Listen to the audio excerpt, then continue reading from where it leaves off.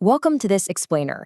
Did you know the average native speaker only actually uses a tiny fraction of the dictionary in their day-to-day life? It's completely true. So today, we are going to totally transform the way you think about language learning. If you've ever felt like, you've got the grammar down, you've memorized the vocabulary, but you still absolutely freeze up when it's time to actually open your mouth and speak, well, you are exactly who this is for. We're going to explore the core concept of building true English fluency, and honestly, here's the best part. We are going to do it without relying on complex, brain-busting vocabulary. Okay, let's dive right into this and look at our roadmap to fluency. We'll start by rethinking English fluency, then walk through your morning routines, tackle work and productivity, head out for some shopping and free time, and finally, we'll wrap the whole thing up with an evening reflection habit. Section 1. Rethinking English fluency. Breaking the biggest language learning myth. So let me ask you a question that gets right at a massive pain point for so many learners. You know the feeling, you have all the puzzle pieces floating around in your head, but you just can't seem to snap them together in real time. The question is, do you actually need perfect grammar and thousands of difficult words to speak English? For so long, traditional textbooks and classrooms have pretty much made us feel like the answer to that is a resounding yes. They kind of make it seem like fluency is this distant, impossible mountain that you can only climb by literally memorizing a dictionary. We have absolutely been sold this myth that fluency means knowing thousands of complicated words and using flawless grammar every single time you open your mouth. But the reality, it's so much simpler. Fluent speakers actually rely on incredibly simple, incredibly useful daily sentences. Fluency doesn't mean sounding like a university professor in every casual interaction at the grocery store. It just means being able to communicate your thoughts effectively. The key we're aiming for here is clear communication, not perfection. Let's move to Section 2, morning routines at home. Training your brain from the exact moment you wake up. Picture this. The alarm clock rings. You open your eyes. You're just lying there in your bedroom. Now, instead of letting your very first conscious thought happen in your native language, challenge yourself to start thinking in English immediately. By capturing your brain's absolute first conscious thought of the day, you're actually stopping your native language from taking over your morning. As you physically start moving through your morning, employ this awesome technique called habit stacking. You're going to anchor your language to your physical actions, completely bypassing the textbook. Say these things out loud as you literally do them. I am awake. Today is going to be a good day. As you pull up the sheets, tell yourself, I need to make my bed. Heading into the bathroom, I am taking a shower. In the kitchen, ask yourself out loud, what should I eat today? And as you're grabbing your keys to leave, I am almost ready. These super simple sentences literally train your brain to naturally associate your real-life actions with English words. Now, what's really interesting about this concept is how easily these isolated little morning thoughts build into actual, real-world conversations. Think about it. If someone asks you, "Good morning, what are your plans today?" you already have the building blocks ready to go. You just reply, "Good morning, I have work, and I will also study English." It flows so naturally. It's just a basic call and response, sure, but it contains the highly useful, everyday English that the real world actually runs on every single morning. And we definitely can't ignore the psychological aspect of language learning here. Before you walk out that front door, practicing affirmations, saying things like, I am improving every day, I believe in myself, and I can speak English, is incredibly powerful. Speaking positively to yourself lowers what linguists call your affective filter. Basically, that's the underlying anxiety that paralyzes you and stops you from speaking. So building up that mental confidence is just as crucial as building your vocabulary.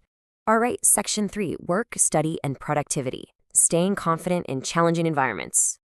Set the scene in your mind with me. You sit down at your desk. Your laptop is open, your papers are out.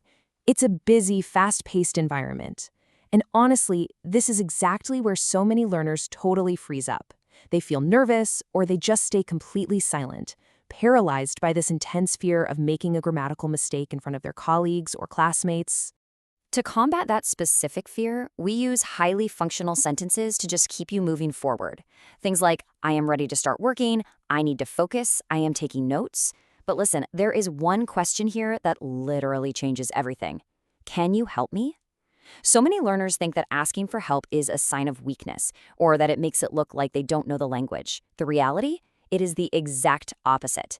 Asking, can you help me, or could you explain this, is a massive sign of a highly confident learner. Confident learners ask questions because they know that questions are exactly how they grow. And when the work actually gets tough, the vocabulary you use internally really matters. Successful learners consciously reframe difficult tasks. Instead of getting stuck in a negative mindset and telling themselves, this is impossible, they pivot to a positive mindset and say, this is challenging, but I can learn it. That incredibly small vocabulary change, just swapping impossible for challenging, makes a massive difference in your daily motivation and your overall productivity. Moving on to Section 4, Shopping and Free Time, Engaging with the World Around You. Now, imagine stepping outside. You're heading to the store, maybe taking a relaxing walk through the park, or meeting up with some friends. I want you to realize that the minute you walk out your door, the entire world essentially transforms into your personal, living English classroom. You don't need to have your nose buried in a textbook when you can simply observe the actual world around you and describe it in real time. And this brilliantly illustrates how covering basic transactions completely unlocks the world for you. Whether you're at the store asking, do you have this in another color? Or you're just waiting for the train or chatting with a friend about what your plans are for the weekend, mastering these few core phrases entirely removes that public panic. You are fully prepared for everyday interactions simply because you've mastered the basics of shopping, travel, and hobbies. Finally, Section 5, the evening reflection habit. This is the ultimate key to accelerating your fluency. Create a calm space for yourself here. The day is finally coming to an end. You're winding down, preparing for bed. Interestingly, the evening is actually when your brain is most primed to consolidate memories. By taking a moment to speak independently right now, you are effectively locking in the entire day's experiences, making this one of the absolute best times to practice. Let's move on and see how this builds into an incredibly powerful end-of-day reflection routine. Before you go to sleep, just ask yourself 3 simple things out loud. What went well today? What did I learn today? And what am I grateful for today? Doing this on your own without the pressure of a conversational partner sitting there judging you forces your brain to naturally recall the exact vocabulary you need. And you can easily take this a step further by quickly outlining your entire day. I woke up at 7, I had breakfast, I completed my tasks, I exercised, I spent time with my family. Now I'm getting ready for bed. By linking these simple past tense statements together, you are actively speaking. At first, maybe you only do this for 1 minute, but soon it's 5 minutes. Eventually, you'll find you can speak continuously for 10 or even 15 minutes by simply describing what you did that day. It's a real game changer. This brings us to a crucial motivational anchor from our source material. Fluency is not built in one day. Fluency is built every day. It's not about agonizing over difficult grammar, and it's certainly not about cramming for hours on end. The true drivers of language mastery are repetition and consistent, simple daily habits. Every single sentence you speak matters. So as we wrap up this explainer, I want to leave you with a question to really think about. Which daily activity will you turn into your personal English classroom tomorrow morning? Will it be making your coffee, walking to the train, or maybe organizing your desk? The choice is entirely yours, but the opportunity to practice is literally everywhere. Start simple, build the habit, and just watch your fluency grow.